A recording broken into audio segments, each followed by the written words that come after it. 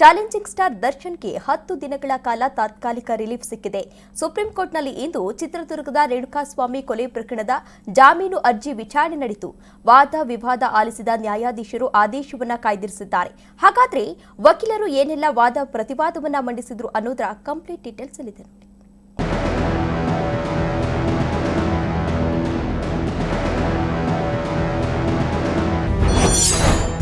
ಡೆವಿಲ್ಗೆ 10 ದಿನಗಳ ಕಾಲ ತಾತ್ಕಾಲಿಕ ರಿಲೀಫ್. ಲಿಖಿತ ವಾದಾಂಶ ಸಲ್ಲಿಕೆಗೆ 1 ವಾರ ಗಡುವು.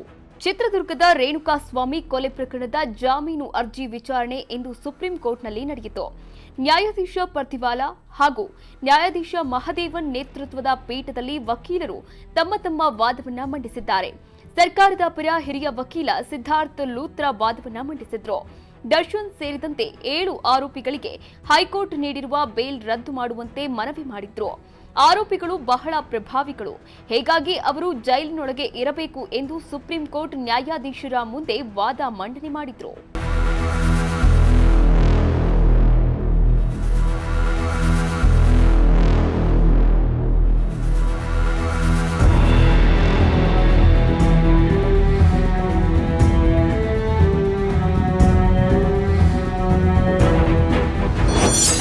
ಆರೋಪಿಗಳ ಪಾತ್ರದ ಬಗ್ಗೆ ವಿವರಿಸಿದ ಸಿದ್ಧಾರ್ಥ ಲೂತ್ರಾ, ಸರ್ಕಾರದ ಪರ ವಕೀಲ ಸಿದ್ಧಾರ್ಥ ಲೂತ್ರಾ ಪ್ರಕರಣದಲ್ಲಿ ಆರೋಪಿಗಳ ಪಾತ್ರ ಏನು ಎಂಬುದನ್ನು ಎಳೆಯಾಗಿ ಬಿಚ್ಚಿಟ್ಟಿದ್ದಾರೆ. ಎಫ್ಐಆರ್ನಲ್ಲಿ ಏನಿದೆ, ಎಫ್ಎಸ್ಎಲ್ ಹಾಗೂ ಪೋಸ್ಟ್ ಮಾರ್ಟಮ್ ರಿಪೋರ್ಟ್ ಅನ್ನು ಉಲ್ಲೇಖಿಸಿ ಸುಪ್ರೀಂ ಕೋರ್ಟ್ಗೆ ವಿವರಣೆಯನ್ನ ನೀಡಿದ್ರು.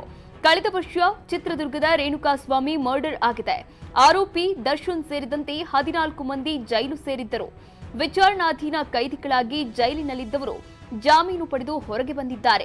ಆದರೆ ಜಾಮೀನು ನೀಡಿದ್ದನ್ನ ಪ್ರಶ್ನಿಸಿ ಸರ್ಕಾರ ಸುಪ್ರೀಂ ಕೋರ್ಟ್ ಮೆಟ್ಟಿಲೇರಿತ್ತು. ಹೈಕೋರ್ಟ್ ನೀಡಿರುವ ಬೇಲ್ ಬಗ್ಗೆ ಸುಪ್ರೀಂ ಬೇಸರ.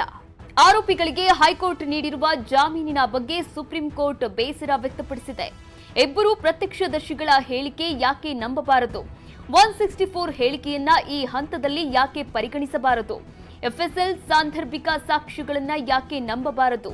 ಕ್ರಿಮಿನಲ್ ಒಳಸಂಚು ಕೊಲೆಯಂತಹ ಗಂಭೀರ ಆರೋಪವಿದೆ. ಮೃತಪಟ್ಟವರನ್ನ 3rd ಗ್ರೇಡ್ ಕಿರುಕುಳ ನೀಡುವವನಿರಬಹುದು, ಆದರೆ ಕಿಡ್ನಾಪ್ ಮಾಡಿ ಕೊಲೆ ಮಾಡಿದ್ದಾರೆಂಬ ಗಂಭೀರ ಆರೋಪವಿದೆ. ಈ ಸಾಕ್ಷ್ಯಗಳನ್ನ ನಿರ್ಲಕ್ಷ್ಯ ಮಾಡುವುದು ಸಾಧ್ಯವೇ ಎಂದು ಜಡ್ಜ್ ಪ್ರಶ್ನಿಸಿದ್ದಾರೆ. ದರ್ಶನ್ ಪರ ವಕೀಲ ಸಿದ್ಧಾರ್ಥ ದಾವೆ ಕೂಡ ವಾದವನ್ನ ಮಂಡಿಸಿದ್ರು. ಇಂದಿನ ವಿಚಾರಣೆಯಲ್ಲೇ ದರ್ಶನ್ ಪರ ವಕೀಲರಿಗೆ ನ್ಯಾಯಾಧೀಶರು ಕೇಳಿದ ಪ್ರಶ್ನೆಗಳು ಆರೋಪಿಗಳಿಗೆ ಆತಂಕ ಹೆಚ್ಚಿಸಿವೆ. ಸರ್ಕಾರದ ಪರ ವಕೀಲರ ಮನವಿ ಪರಿಗಣಿಸಿದ ಸುಪ್ರೀಂ.